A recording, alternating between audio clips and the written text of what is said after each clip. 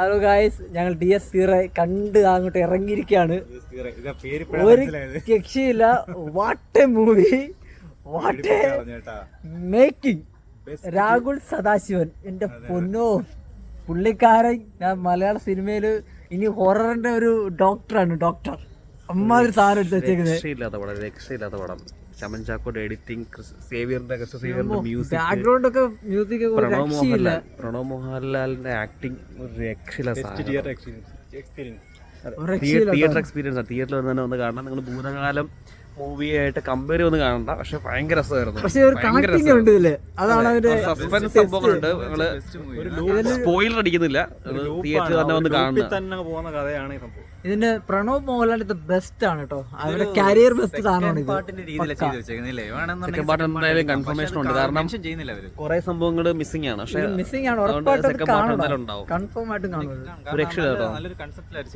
ചില സാധനങ്ങളൊക്കെ ഉണ്ട് കേട്ടോ, അത് പറയുന്നില്ല. VFX ഒക്കെ ചില ഐറ്റംസ് ഉണ്ട്, അത് അടിപൊളിയായിരുന്നു.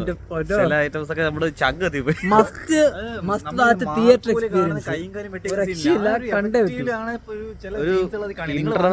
ഇന്റർവൽ സീനൊക്കെ കൊണ്ടെത്തിയ സാധനമുണ്ട്. ഒരു പ്രൊമോഷൻ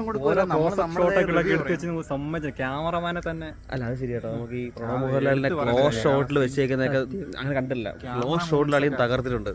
അല്ല, കാരണം സത്യമല്ലേ, ഒരു ഇത്രയും സിനിമ അവൻ പ്രണവ് മോഹൻലാലിന്റെ ഒരു 4-5 സിനിമ ഇറങ്ങിയെങ്കിലും അയാളുടെ ഒരു പെർഫോമൻസ് കാണിച്ച സാധനം ഇത് തന്നെയാണ് അല്ലേ. പക്ക ലെവലായിട്ട് ഭയങ്കര ഇഷ്ടപ്പെട്ടു. ഭയങ്കര മൂവി. ഒരു പേടിക്കാൻ ആഗ്രഹമുള്ള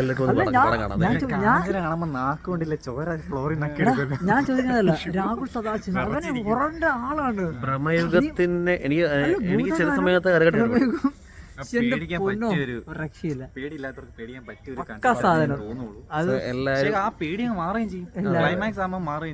തിയേറ്ററിൽ എന്തായാലും കൺഫേം ആയിട്ട് തിയേറ്ററിൽ വന്ന് തന്നെ കാണണം. തിയേറ്റർ എക്സ്പീരിയൻസ് മസ്റ്റ് ആണ്. സൗണ്ട് എഫക്ട്സ് ഒക്കെ അതിൽ തന്നെ കാണാം. നല്ല തിയേറ്ററിൽ പോയി കണ്ടിരിക്കണം. ബ്രീത്തിങ്ങിന്റെ എഫക്റ്റ് വരെ നല്ല തിയേറ്ററിൽ പോയി കാണണം, അല്ലാതെ പിന്നെ കാര്യമില്ല. ഓക്കെ, അപ്പൊ ഓക്കെ, അടുത്തൊരു വീഡിയോ ആയിട്ട് ഞങ്ങൾ വരുന്നതായിരിക്കും. Bye bye. ബൈ.